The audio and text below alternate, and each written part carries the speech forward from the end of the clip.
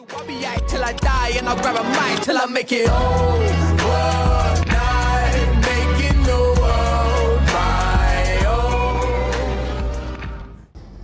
Assalamualaikum warahmatullahi wabarakatuh. Selamat pagi. Senang sekali saya Riris dari Puskesmas Batang 4 dapat kembali menyapa Sobat Popot Mas Tangpat Pojok Podcast Puskesmas Batang 4. Oke, seperti biasa ketika Mojo kita akan berbincang seputar kesehatan. Dan topik kita pada pagi hari ini adalah isu yang sedang viral.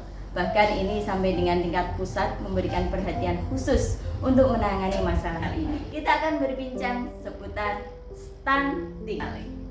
Cegah stunting itu penting. Dan Sobat Popot telah hadir bersama kita menemani bincang-bincang saya pagi hari ini narasumber yang kompeten di Puskesmas Batang 4, yaitu Mbak Melina Prima Sahara Sarjana Gizi. Aplaus yang meriah buat Mbak Melin.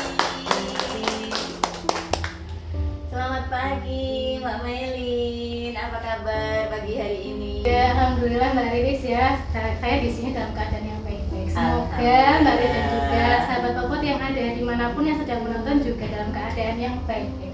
Amin, betul sekali. Semoga kita selalu sehat dan dalam lindungan Allah Subhanahu Wa Taala. Amin. Mbak Melin, saya pengen tanya ini, kenapa sih pemerintah itu bahkan yang dari level pusat sampai ke jajaran paling bawah memberikan perhatian khusus terhadap isu stunting ini? Ya, betul sekali ya Mbak Riris ya. Memang beberapa tahun belakangan, bahkan rencana pun kedepannya, stunting ini masih sangat digalakan oleh pemerintah. Karena tahu sendiri ya, kalau misalnya anak-anak stunting itu nanti 20 tahun, 30 tahun yang akan datang akan menjadi dewasa ya Mbak Riris ya. Iya. Karena itu dari generasi yang, nah kalau misalnya anak yang stunting ini nanti ketika dewasa 20 tahun yang akan datang, nantinya akan membentuk generasi yang dengan kualitas yang kurang baik Mbak Riris. Jadi produktivitasnya pun akan berkurang seperti itu. Maka dari itu pemerintah memprioritaskan itu, salah satunya adalah stunting. Kita bersama-sama untuk mencegah yang namanya stunting, biar nanti generasi kita ya akan membentuk generasi yang emas.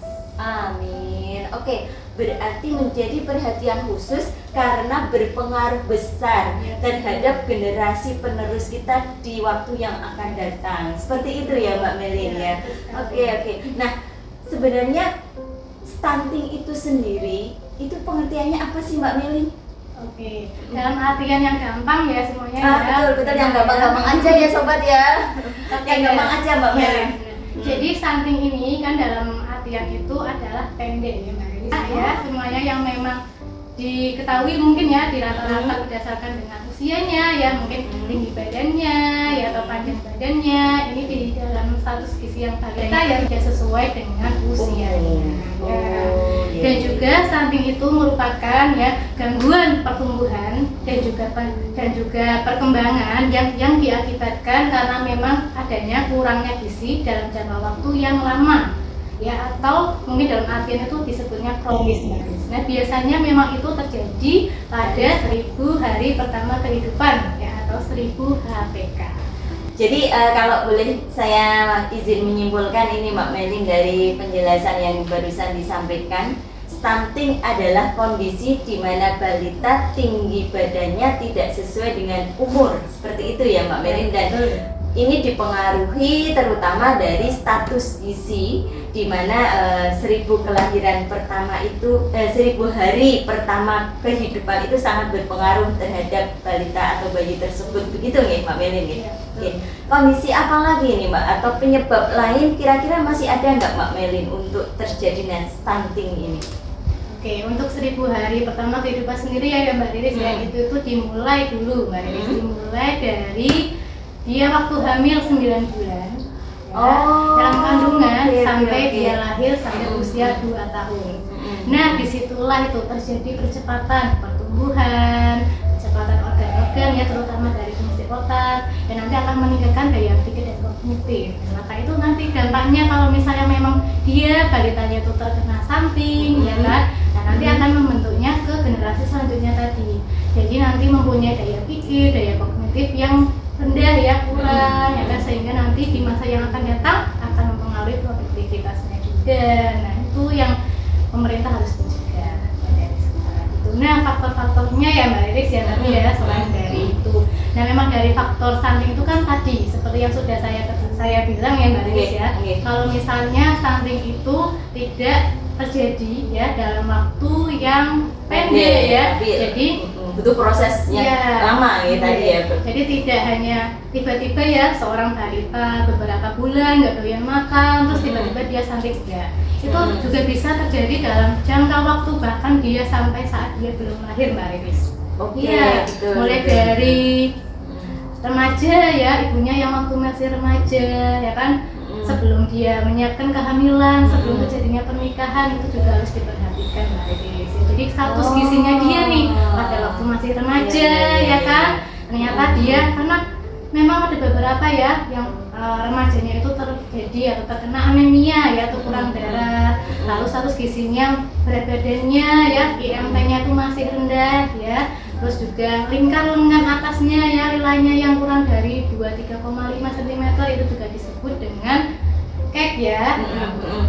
Terus juga untuk wanita usia subur ya yang sedang menyiapkan pernikahan atau akan menyiapkan juga kehamilannya ya kan, itu juga akan mempengaruhi nanti nih anak-anaknya dia nih Mbak Riris. Jadi benar-benar dari jangka yang lama ya Mbak Riris ya, dari dia sebelum hamil ya waktu juga nanti setelah hamil juga Mbak Riris. Nah untuk setelah hamil sendiri ya itu juga banyak ya, misalnya dia ibu hamilnya sama terkena anemia ya kan, lalu kemudian anemia ibu hamilnya juga lingkar lengannya juga rendah ya kan, terus apalagi dia tidak pernah periksa, tidak pernah melakukan kegiatan ANC terpadu ya kan di puskesmas atau mungkin di pelayanan kesehatan yang lainnya ya kan, itu juga ada nih bisa menyebabkan stunting ke depannya. Lalu kemudian setelah dia lahir ya ternyata berat badannya dia itu ya atau mengalami BPLR yang berat badannya kurang dari 2,5 ya prematur gitu ya juga betul. Jadi bayi atau yang lahir ya jadi dia kurang dari bulan ya itu biasa kita sebut dengan prematur. Jadi intervensi yang dilakukan ya berdasarkan dari pemerintah ya itu ada dua nih. Ada yang namanya intervensi spesifik dan juga intervensi sensitif. Spesifik dan sensitif. Gimana itu Mbak Belin? Nah untuk intervensi spesifik sendiri yaitu terfokus ya pada di jangka pendek dan juga jangka panjang. Nah, untuk yang jangka pendek pada 1000 hari pertama kelahiran kehidupan ya. Yang kedua jangka panjang yaitu sasarannya kita sendiri nih wanita-wanita usia muda. Oke, untuk intervensi yang spesifik ya Mbak Riris ya yaitu dari masa remaja. Ya contohnya ya ada penyuluhan terhadap reproduksi remaja ya, penyuluhan terhadap screening anemia ya kan yang kita lakukan.